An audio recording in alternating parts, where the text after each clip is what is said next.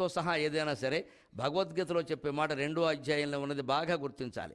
జాతస్యకు ధ్రువో మృత్యుకు ధ్రువం జన్మ మృతస్య అయిపోయాక పరమాత్మ ఇంకో మాట అంటాడు, మనకి ఉద్యోగ రంగానికి బాగా ఉపయోగిస్తుంది. తస్మాత్ అపరిహార్యే అర్థే నత్వం శోచితుం అర్హసి అంటాడు. నీ చేతిలో లేని దాని గురించి నువ్వు బాధపడకయ్యా అన్నాడు. మనకి చాలామందికి ఇవాళ బ్యాంకుల్లో ఉద్యోగాల్లో ఉపయోగపడే మాట.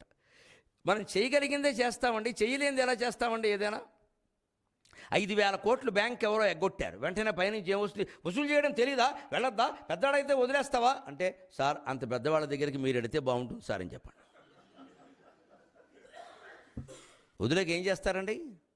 ఒక్కొక్కడు విదేశాలు పారిపోతుంటే ప్రభుత్వంలో పెద్దలెవరు కాపాడలేని బ్యాంక్ మేనేజర్లు చేసేస్తారా? ఈ మధ్యన ఎక్కడో 2 ఏళ్ల క్రితం చూసి నేను జాలిపడ్డా, మేనేజర్ అంటే ఇదే అనుకున్నా. ఆ అప్పు ఉన్నవాడు ఇంటి దగ్గరికి వెళ్ళి బ్యాంక్ మేనేజర్లు ప్లెకార్డులు పట్టుకుని నిలబడ్డారండి. అప్పు చెల్లించండి, అప్పు చెల్లించండి. ఆ అవమానానికి వాళ్ళు చెల్లిస్తారండి.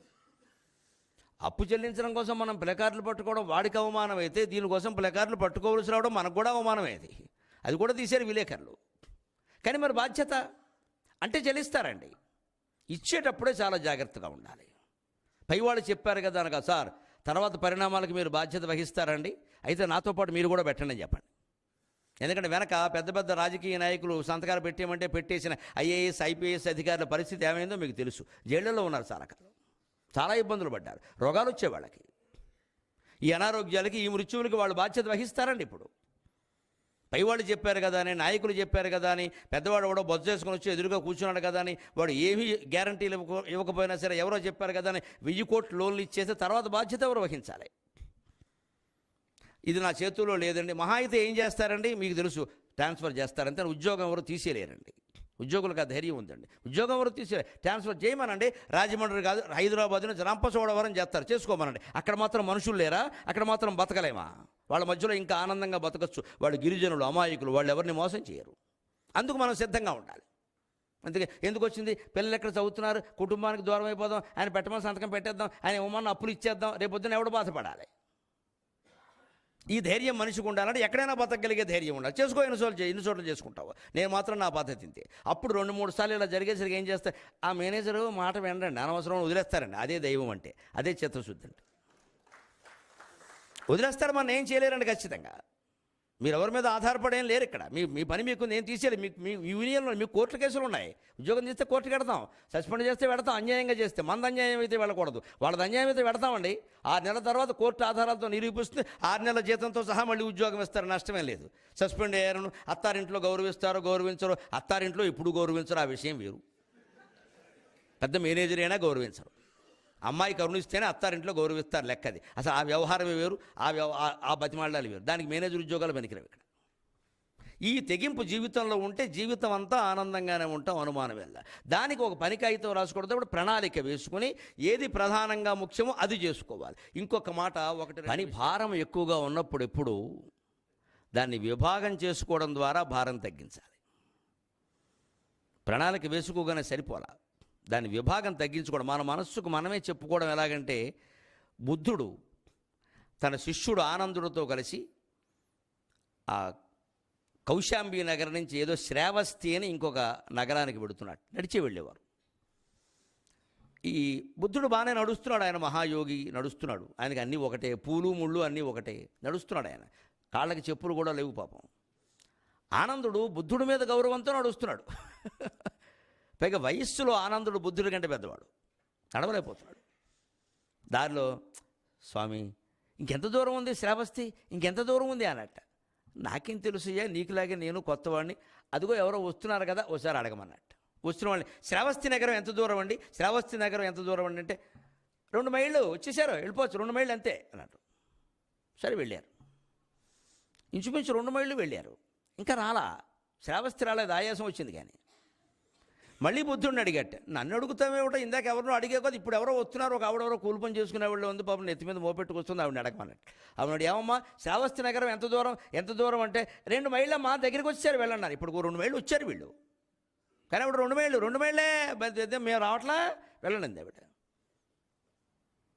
అలా కొంత దూరం వెళ్ళారు. అలా కొంత దూరం వెళ్ళాక ఆ 2 మైళ్ళు కూడా సుమారుగా వెళ్ళిన తర్వాత ఇంకా రాలేదు ఆ శ్రావస్తి ఎక్కడుందో. కానీ మళ్ళీ ఆయాసమే వచ్చింది, నీరసం కూడా వచ్చింది ఈసారి.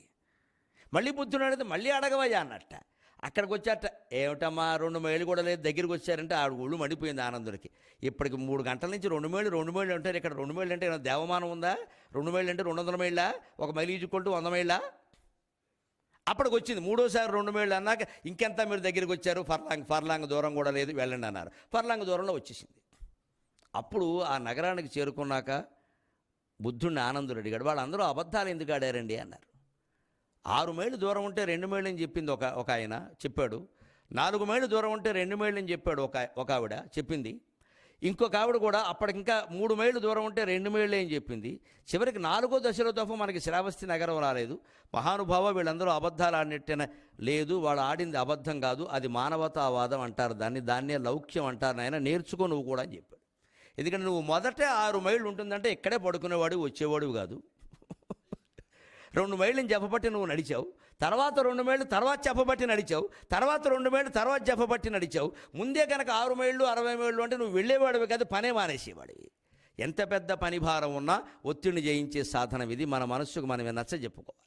ఇదంతా ఇంకొక 4 పేజీలు రాసేస్తే అయిపోయింది ఈ రిపోర్టు, ఇంకో 4 మొక్కలు చదివితే అయిపోయింది, ఇంకొక 4 అంకెలు కూడితే అయిపోయింది, ఇంకొక అరగంట పనిచేస్తే అయిపోయింది అని ఎప్పుడు ఉన్న సమయాన్ని తగ్గించుకోవాలి. మనమే తగ్గించుకోవాలి. నేను సహస్రావధానంలో 1000 పద్యాలు చెబితే అప్పటికప్పుడు 750 పద్యాలు ఏకధాటిగా అప్పగించవలసి వచ్చింది. ఎప్పటికీ మేము శతావధానం చేస్తే 75% 100 పద్యాలు చెప్పడం 75 పద్యాలు అప్పగిస్తాం.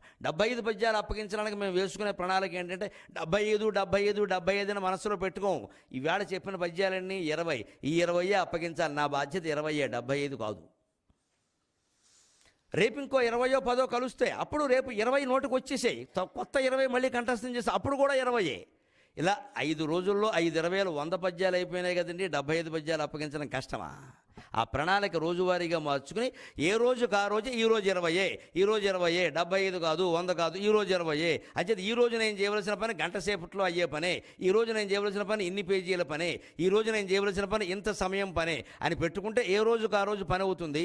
ఈ ముక్కలన్నీ కలిపితే పెద్ద తాను అవుతుంది. ఖచ్చితంగా పని తేలిగ్గా అయిపోతుంది. డివిజన్ ఆఫ్ లేబర్ అంటారు దీన్ని. పని విభాగం చేసుకుని చేయడం.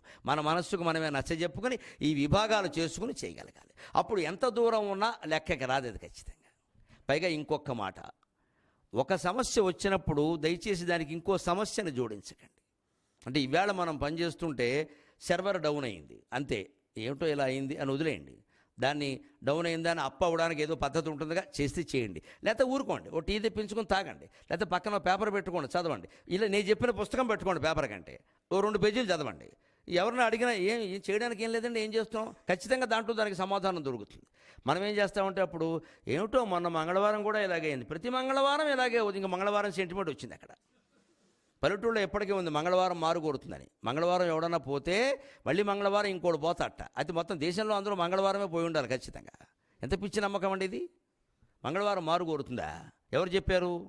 రోహిణి నక్షత్రంలో పుడితే మేనమావ గండం ఎవరు చెప్పారు? కృష్ణుడు మేనమావ అని చెప్పాట. కృష్ణుడు మేనమావ హరిశ్చంద్ర చక్రవర్తి, ధర్మరాజా, వాడు కంసుడు, వాడు పసిపిల్లలను చంపాడు. అటువంటి మేనమావని చంపకపోతే ముద్దెట్టుకుంటారా? ఎన్కౌంటర్ అప్పుడు ఉంటే కృష్ణుడు అదే పని చేసేవాడు. అప్పుడు లేదు కాబట్టి చంపాడు. 6 పిల్లలను చంపేసిన వాడిని చంపకపోతే మేనమావ కదా అని ముద్దెట్టుకుంటారండి. మనం ఏమనుకున్న దాన్ని, కృష్ణుడు మేనమావని చంపాడు కాబట్టి రోహిణి నక్షత్రంలో పుట్టినవాడు మేనమావ గండం అని. మీకు ఇప్పటికీ జరిగేది ఏమిటంటే రోహిణి నక్షత్రంలో పుడతాడేమో అని అనుమానం ఉంటే మేనమావను వేరే ఊరు పంపేస్తారండి బాబు. మామూలు జాతి కాదు మనది. It is more sentimental than scientific. అసలు శాస్త్రం ఎక్కదు, సెంటిమెంట్లే ఎక్కుతాయి. అంటే నిజంగా రోహిణి నక్షత్రంలో పుట్టినవాడు కృష్ణుడిలాగా మేనమావని చంపాడు నిజమైతే, కృష్ణుడిలాగా గోవర్ధన పర్వతం ఎత్తారుగా, వీడు స్కూల్ బ్యాగ్ కూడా ఎత్తలేకపోతున్నాడు. వీడు కృష్ణుడిలాగా భగవద్గీత చెప్పాలిగా, వీడు వేమన పద్యం కూడా చెప్పలేకపోతున్నాడు. మరి కృష్ణుడు చేసిన వేరే సాహసాలు ఏవి చేయడా? మేనమావని చంపడం ఒకటే చేస్తాడా? అలాగని కృష్ణుడు చెప్పాడా? అందుకని రోహిణి నక్షత్రం దోషమా? ఎలా చెప్తారండి ఈ పిచ్చి మాటలన్నీ? మనం పుట్టించుకున్నాం అంతే. ఇవన్నీ ఇదే ఒత్తిడి పెంచేది. మనకు కూడా ఏమవుతుంది, పని చేస్తుంటే సర్వర్ డౌన్ అయిందని కూడా ఏమిటో నేను ముట్టుకుంటేనే అవుతుంది. ఆ పక్కన ఆయన ఉన్నాడు, ఎప్పుడు ముట్టుకున్నా పని చేస్తుంది. ఆయన జాతకం ఏమిటి? ఇప్పుడు ఆయన గొప్పవాడైపోయాడు. ఇప్పుడు ఆయనకి సర్వర్ ప్లస్, నీకు సర్వర్ మైనస్నా? అంటే ఒక సమస్యకి ఇంకో సమస్యను పెంచుకుంటున్నాం మనం.